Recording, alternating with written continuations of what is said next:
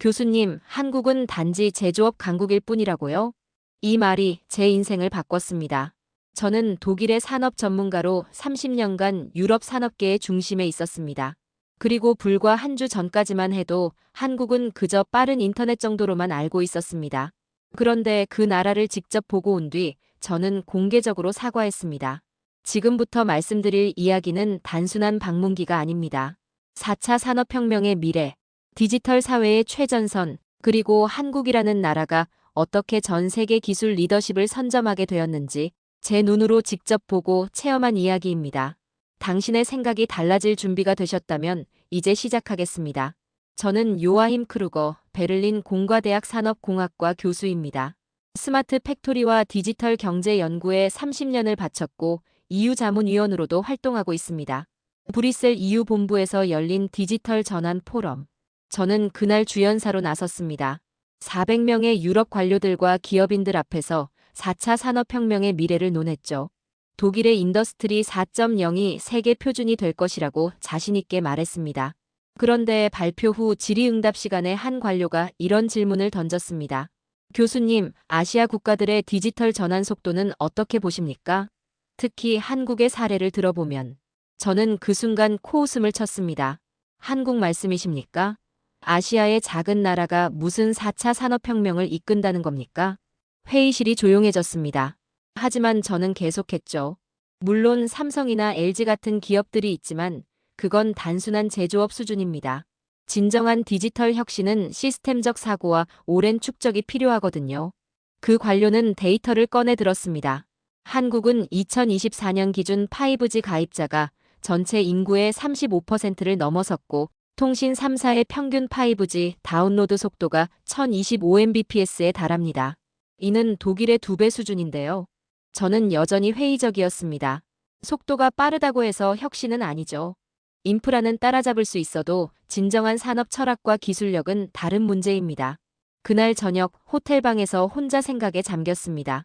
정말 제가 옳은 걸까? 30년간 쌓아온 확신이 흔들리기 시작했습니다. 하지만 여전히 마음 한구석에는 의구심이 남아 있었죠. 다음 날 아침 EU 위원회 차장이 저를 따로 불렀습니다. 크루거 교수, 한국 현지 조사가 어떻겠습니까? EU 차원에서 아시아 디지털 정책을 검토 중인데 교수님의 전문적 시각이 필요합니다. 저는 내심 내켜하지 않았습니다.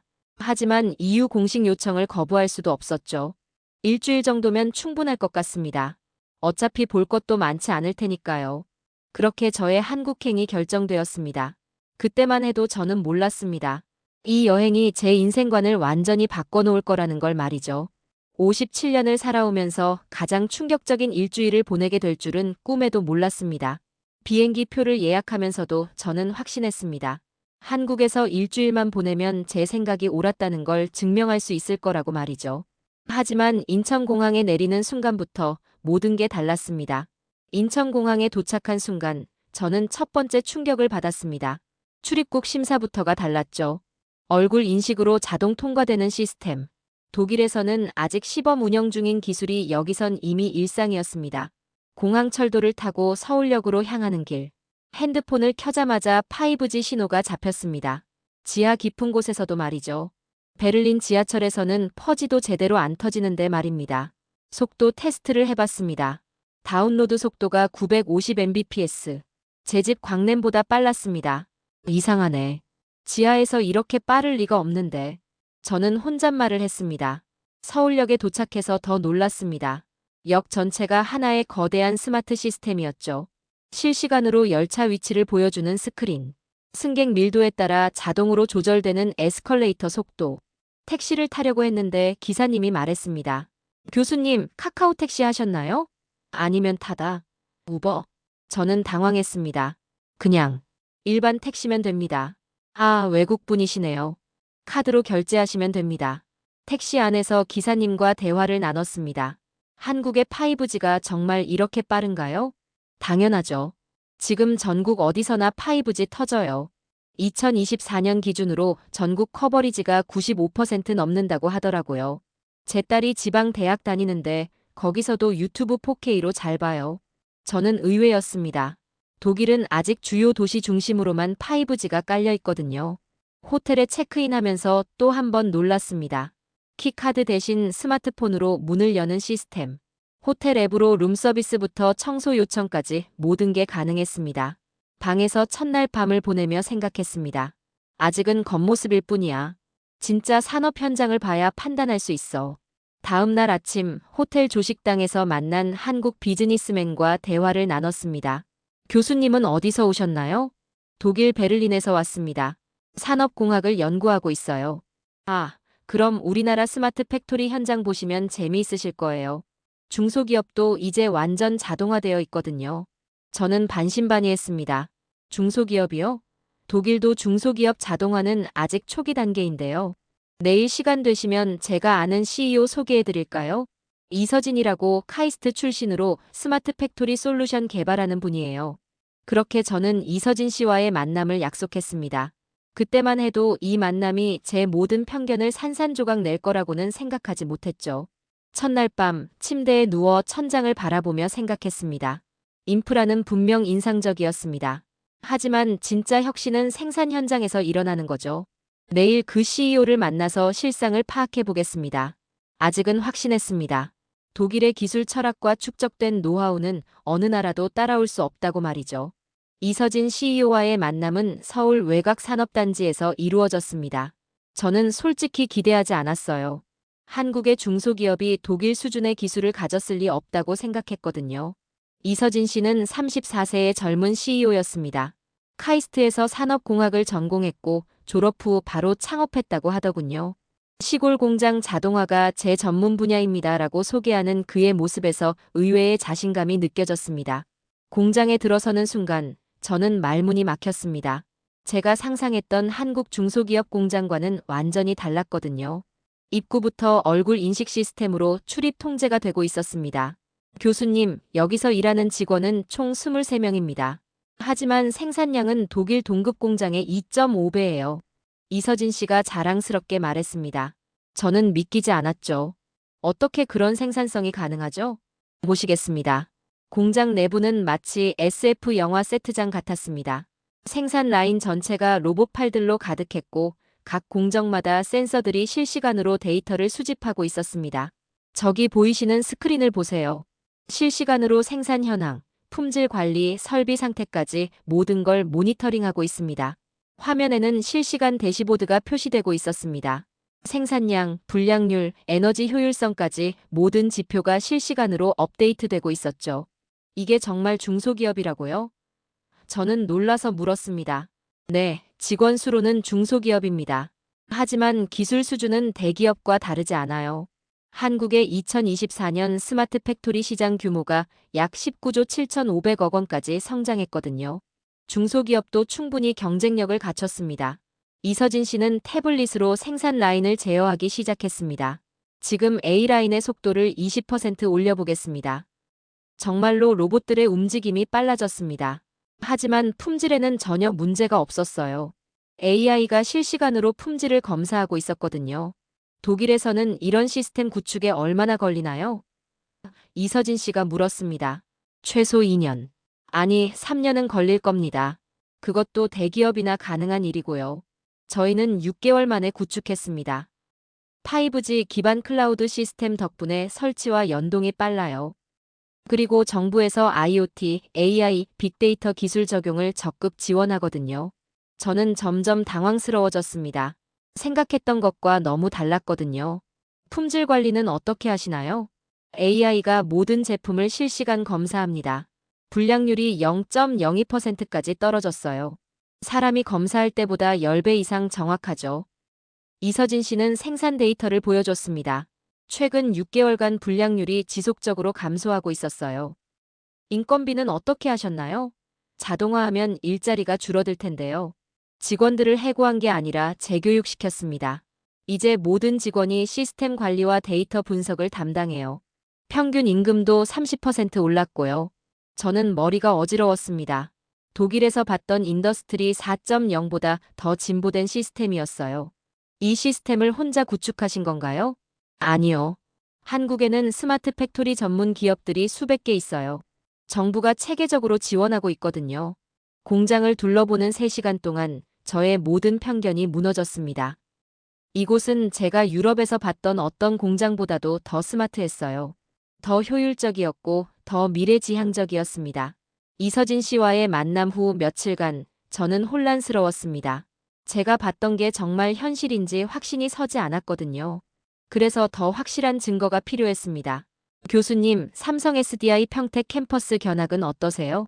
한국 배터리 기술의 진짜 현실을 보실 수 있을 겁니다. 이서진 씨가 제안한 삼성 SDI 견학. 저는 반신반의하며 동행했습니다.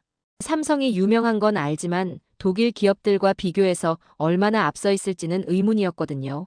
평택 캠퍼스에 도착한 순간 저는 또 한 번 놀랐습니다. 공장 규모가 베를린에서 본 어떤 산업시설보다 컸어요. 하지만 진짜 충격은 내부에서 기다리고 있었습니다. 여기서 생산되는 배터리가 전 세계 전기차의 30% 이상에 들어갑니다.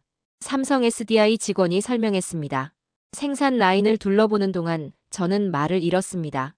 전고체 배터리 파일럿 라인에서는 2027년 양산을 목표로 한 차세대 배터리를 개발하고 있었어요.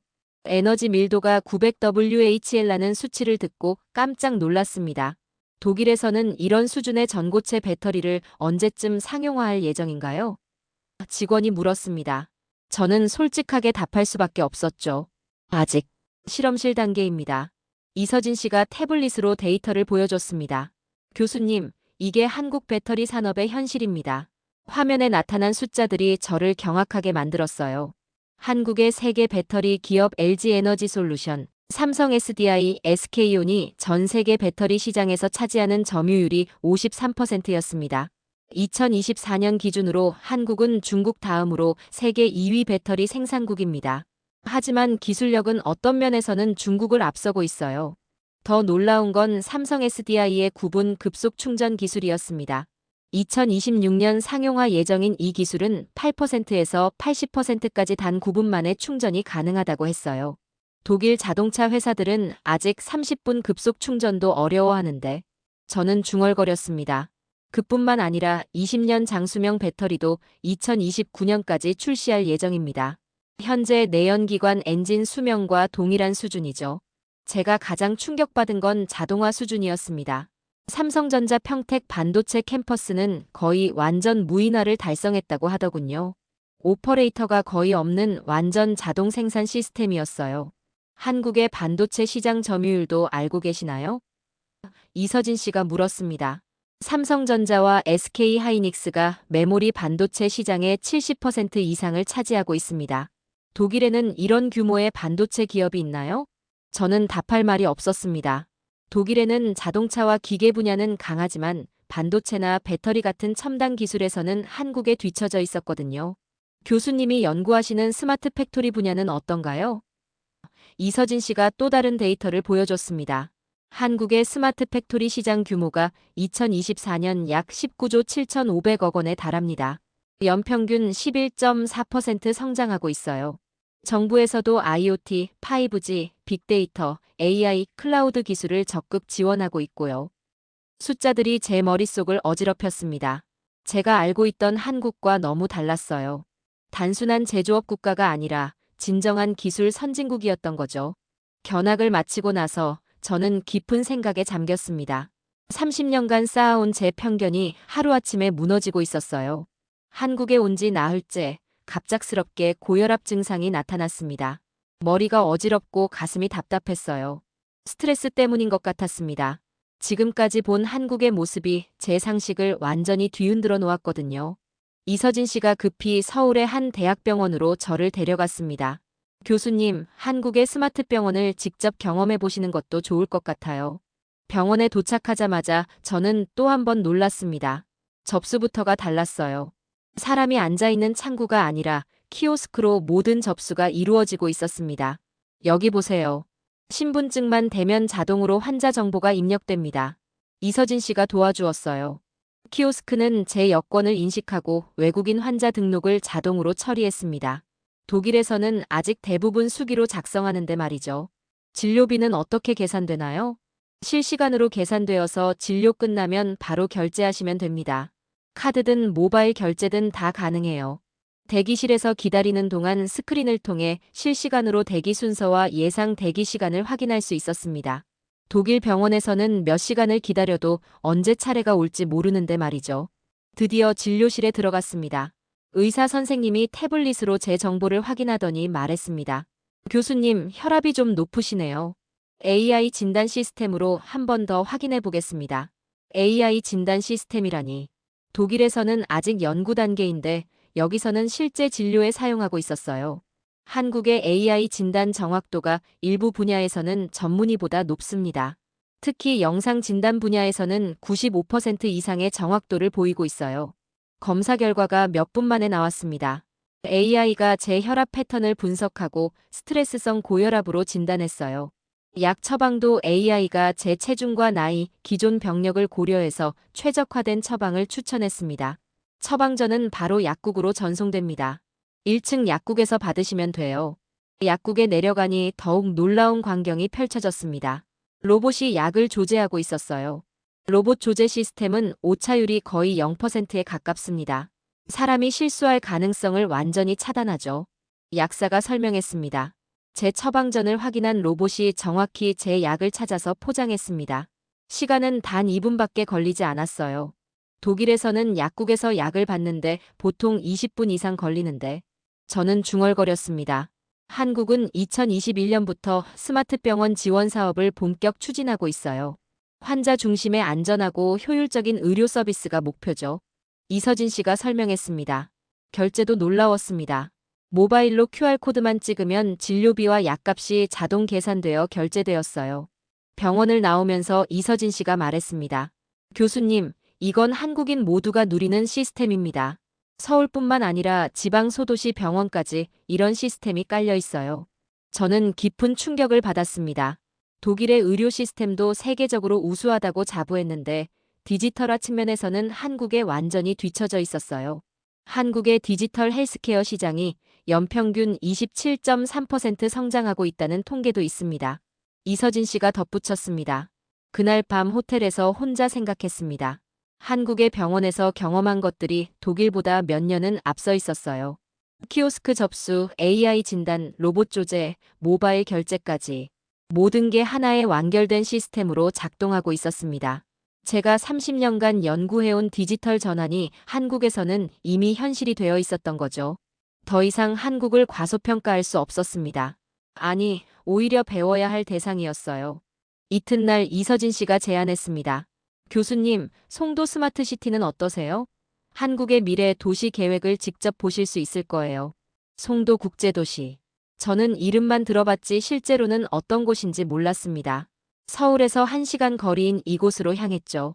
송도에 도착한 순간 저는 마치 SF 영화 속 세상에 온 것 같았습니다. 도시 전체가 하나의 거대한 스마트 시스템이었어요. 여기가 바로 송도의 지하 쓰레기 수송 시스템입니다. 이서진 씨가 설명했습니다. 53.6km의 지하 관로를 통해 쓰레기가 자동으로 수집된다는 설명을 들었습니다. 총 1,465억 원을 투입해 구축한 시스템이라고 하더군요. 하루 평균 35톤의 쓰레기가 땅속 관로를 통해 집화장으로 자동 이송됩니다. 독일에서는 아직 이런 시스템이 실험 단계인데 저는 놀라서 말했습니다. 여기서는 쓰레기 수거 차량을 볼 수 없어요. 모든 게 지하에서 자동으로 처리되거든요. 교통 시스템도 놀라웠습니다. AI가 실시간으로 교통 흐름을 분석해서 신호등을 자동 조절하고 있었어요. 교수님, 저기 보세요. 교차로마다 설치된 센서들이 차량 흐름을 실시간으로 파악해서 최적의 신호 패턴을 만들어냅니다. 실제로 우리가 지나가는 동안 신호등이 자동으로 조절되는 걸 볼 수 있었어요. 정체 없이 스무스하게 이동할 수 있었습니다. 독일 뮌헨의 스마트 교통 시스템보다 훨씬 정교하네요. 저는 감탄했습니다. 송도의 스마트 빌딩들도 인상적이었습니다. 건물마다 에너지 사용량이 실시간으로 모니터링되고 있었고 AI가 최적의 냉난방을 자동 제어하고 있었어요. 이 건물의 에너지 효율성이 기존 건물보다 40% 높습니다. 건물 관리자가 설명했습니다. 어떻게 그런 효율성을 달성했나요? IoT 센서들이 실시간으로 온도, 습도, 인원수를 파악해서 최적의 환경을 만들어내죠. 사람이 없는 공간은 자동으로 절전 모드로 전환됩니다. 송도의 공원에서는 스마트 벤치를 체험했습니다. 무선 충전과 와이파이가 제공되고 대기질 정보까지 실시간으로 표시되고 있었어요. 이 벤치에 앉으시면 휴대폰이 자동으로 충전됩니다. 그리고 지금 현재 대기 상태도 확인하실 수 있어요. 화면에는 미세먼지 농도, 온도, 습도가 실시간으로 표시되고 있었습니다. 유럽에서는 아직 이런 수준의 통합 서비스를 제공하는 도시가 없는데 저는 중얼거렸습니다. 송도의 쇼핑몰에서는 완전히 다른 경험을 했습니다. 얼굴 인식으로 입장하고 원하는 상품을 집으면 자동으로 결제되는 시스템이었어요. 캐시어리스 쇼핑 시스템입니다. 아마존 고와 비슷하지만 더 정교해요. 이서진 씨가 설명했습니다. 정말로 상품을 집고 그냥 나가기만 하면 자동으로 휴대폰으로 결제 알림이 왔어요. 하루 종일 송도를 둘러보면서 저는 완전히 압도당했습니다. 이곳은 제가 상상했던 미래 도시의 모습이 현실이 된 곳이었어요. 유럽의 어떤 스마트시티 모델보다도 더 실용적이고 완성도가 높았습니다. 교수님, 어떠세요? 이서진 씨가 물었습니다. 저는 한참을 생각한 후 말했습니다. 솔직히, 이곳이 제가 논문에서 그려왔던 이상적인 스마트시티보다 더 앞서 있습니다. 그날 저녁, 이서진 씨와 함께 한강을 바라보며 커피를 마셨습니다. 일주일간 보고 들은 것들이 머릿속에서 정리되지 않았어요. 너무 많은 충격이었거든요. 교수님, 한국이 어떻게 이렇게 빠르게 발전할 수 있었는지 궁금하지 않으세요? 이서진 씨가 물었습니다. 저는 정말 궁금했습니다. 독일도 기술 선진국이라고 자부하는데 한국의 발전 속도는 이해하기 어려워요. 이서진 씨가 진지한 표정으로 말했습니다. 한국은 위기가 올 때마다 미래에 투자했습니다. 1997년 외환위기, 2020년 코로나 팬데믹, 그때마다 한국은 다른 선택을 했어요. 어떤 선택이었나요? 97년 외환위기 때를 보세요. 다른 나라였다면 긴축만 했을 텐데 한국은 위기 극복과 동시에 IT 인프라 구축에 막대한 투자를 했습니다. 브로드밴드 인터넷을 세계에서 가장 먼저 대중화시켰죠. 저는 그때를 기억했습니다. 독일에서는 아직 다이얼업 인터넷을 쓰고 있을 때 한국이 이미 초고속 인터넷 강국이 되어 있었죠. 코로나 때는 어땠나요? 다른 나라들이 봉쇄와 방역에만 집중할 때 한국은 디지털 뉴딜을 선포했습니다. 코로나로 인한 비대면 수요를 오히려 디지털 전환의 기회로 만들었어요. 이서진 씨가 태블릿으로 자료를 보여줬습니다. 2020년부터 2025년까지 디지털 뉴딜에 58조 원을 투자하기로 했어요. AI, 5G, 빅데이터, 클라우드 전 분야에서 말이죠. 놀라운 건 민관 협력 모델이었습니다. 정부가 방향을 제시하면 민간이 빠르게 따라오는 시스템이 구축되어 있어요. 5G 인프라 구축도 그렇고 스마트 팩토리 확산도 그렇고요. 독일은 아직도 민간과 정부가 따로 노는 경우가 많은데 저는 한숨을 쉬었습니다. 한국의 가장 큰 장점은 빠른 의사결정과 실행력입니다. 위기를 기회로 바꾸는 능력이 뛰어나요. 이서진 씨의 말을 들으며 저는 깨달았습니다. 한국의 발전은 우연이 아니었어요. 체계적인 전략과 지속적인 투자, 그리고 위기를 기회로 전환하는 문화가 있었던 거죠. AI 인재 양성은 어떻게 하고 있나요?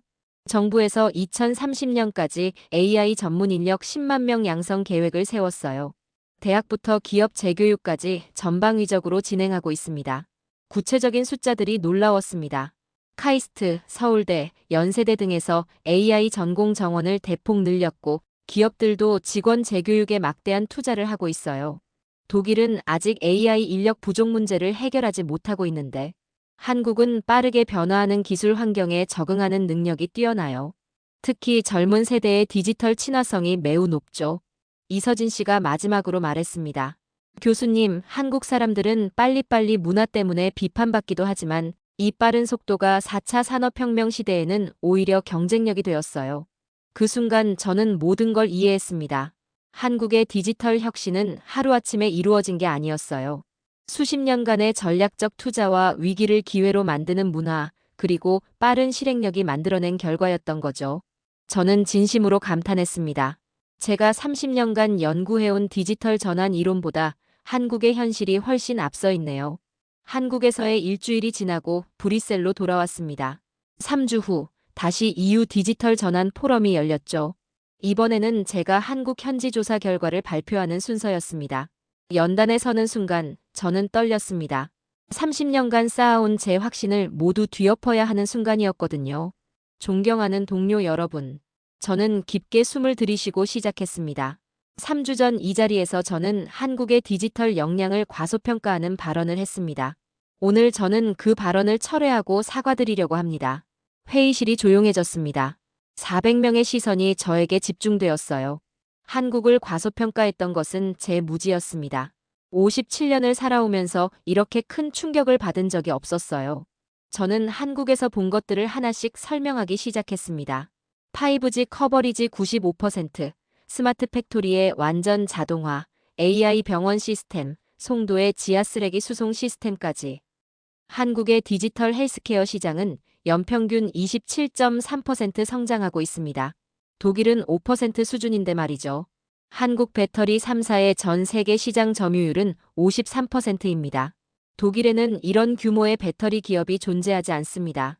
삼성전자와 SK 하이닉스는 메모리 반도체 시장의 70% 이상을 차지하고 있습니다. 숫자들을 나열할 때마다 회의실의 분위기가 변했습니다. 처음엔 의구심 가득한 표정이었던 참석자들이 점점 진지해졌어요.